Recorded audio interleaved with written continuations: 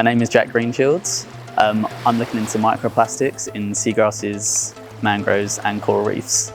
Yeah, it looks kind of weird, doesn't it? So the machine is a wave machine. It generates waves, and what I'm looking at is how different sediment types in different ecosystems affects how microplastics get trapped in them. So for example, mangrove sediment is very silty, and coral sand and beach sand is more coarse, and I'm looking at how waves and the impacts affects how the plastics get trapped.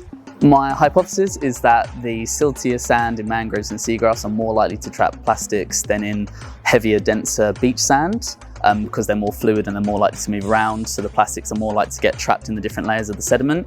And then I'll be looking at how that trapping affects the health of the mangroves and the seagrass as well.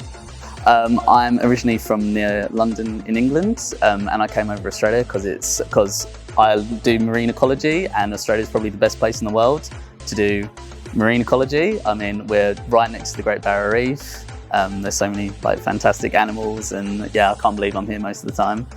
Because everybody's aware that plastic pollution is a thing, but I want to draw attention to why people should really care about it. You know, there's plastics in the river, plastics in the ocean. Okay, it's a bit not nice to look at, but the more we understand about plastic, the more we understand how much of a detrimental effect has an effect on the animals and also like the flora as well.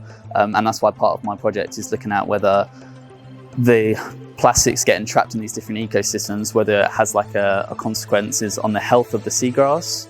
Naturally, seagrass traps particulate matter. It traps the sediment. It's really good at holding down sediment, and it's really good for juvenile fish and turtles and dugongs that eat it.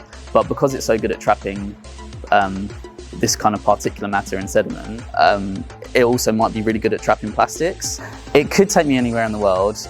There's loads of places I haven't been and loads of places I want to see, but I can't deny that Australia is a beautiful country. So many different climates and ecosystems. In one country, you've got everything. You know, you've got from mountains and jungles, and the reef as well is one of the best in the world. And so there is a big part of me that does want to stay here.